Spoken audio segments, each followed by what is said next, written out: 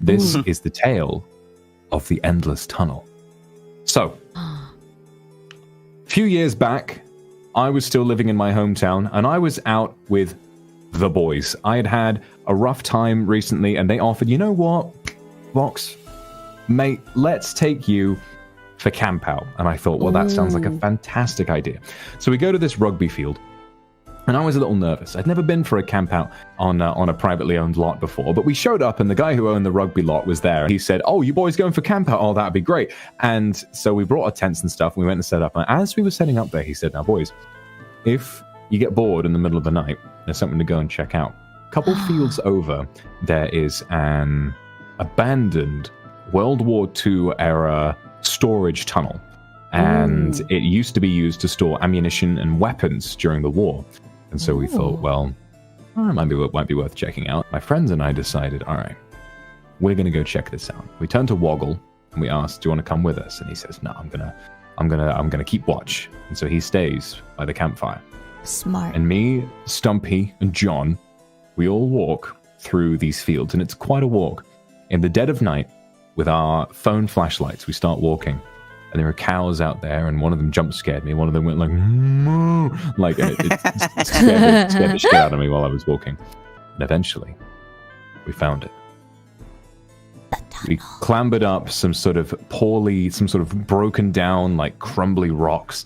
We started climbing towards the entrance, and the entrance was this railway track that went down into the earth with big holes in those wooden slats, that make up a railway track. So we kind of had to hop from plank to plank, and we went down, and the railway tracks bent around to the left, and they went deep down into the earth. And so we decided, fuck it, we're gonna go see what's at the other side of this thing.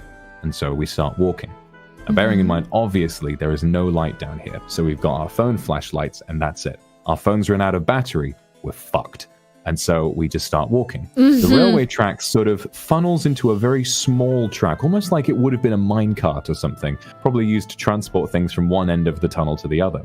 And we start walking down, and there are graffiti all over the walls, stuff like hearts with initials on them, A+B and all that. And so we thought, this must be a bit of a hangout spot for some people. And we kept walking, and we kept walking, and walking, and walking, and walking, and walking, and walking. And we had been in this tunnel for an hour, and we were no closer to the end. And of course, this underground tunnel has obviously we're underground by this point, and it's a deep downward incline. We are going deeper and deeper into the earth as we walk. And of course, by that point, phones have no signal. There's no way that we can check our map to see how far away we are from the campsite. And what we notice now is that the graffiti is not quite as innocent as it used to be. Graffiti has started becoming threatening. We have just random words, just like a load of rubbish, just describing violent acts, describing just really gross sexual acts and stuff. Just teenagers who might have written something to try and get a scare out of somebody. And we kept walking, and we were like, man, this is kind of fucked up. And by this point, all three of us had all considered going back, but we thought, like, no, we must be near the end now. Could you see the entrance? Yeah. No. All we had was our phone flashlights, and it had curved downwards and sort of curved a bit enough that the entrance was far enough away that we couldn't see it. It's a very narrow tunnel as well. Very, very narrow. Oh, so God, I got shivers.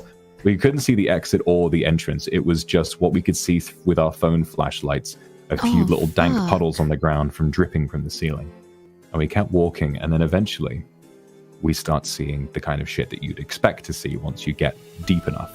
There were there were drawings of crucifixes, and there were pentagrams on the wall.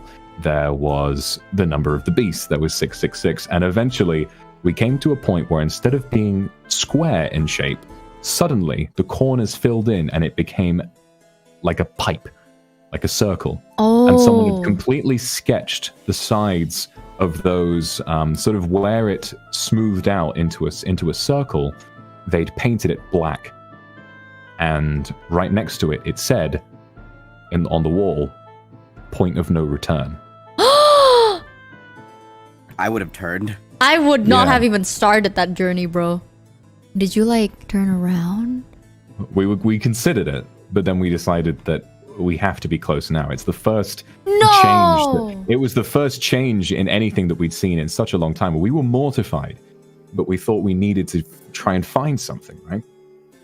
And so we kept walking. No! And something I couldn't tell you what it was, but something about the material that pipe section was made out of. It was a really unsure footing, like we had to sort of, and it felt narrower as well. So we had to kind of like slowly sort of shimmy our way through and stuff like that. Instead of just walking freely, we sort of shimmied our way through.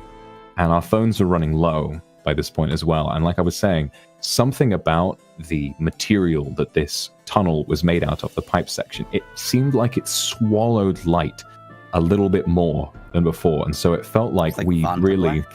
not quite, but to the point where it felt like our phone flashlights weren't working nearly as well as they had been.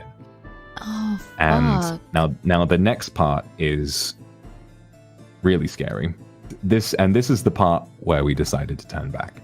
Oh, so we were walking down, and we were sort of thinking, who wrote all of that shit on the walls? Because the graffiti had kind of stopped at this point. Like on the pipe side, everyone had sort of like, there really wasn't much of anything. There were a few scratches on the walls, but no real paint or anything. And then suddenly, right in the distance, like very faintly, we sort of started hearing a little tapping. It was like, it sounded like footsteps. And we froze. And then from in the darkness, far, far away, where our phone flashlights genuinely couldn't reach, echoing off the walls of the cavern, we heard a noise that sounded like someone going, No! And we turned around and we legged it the fuck out of there. And I'm not kidding you. I genuinely think there was like just some crazy person lurking in that tunnel who had been there all night. Perhaps that was where he lived. Perhaps we were almost to the end and he was sitting around the other side, but he heard us coming. He heard us with our phone flashlights chatting and stuff. We walked into his territory and he screamed at the top of his lungs to get us out of there.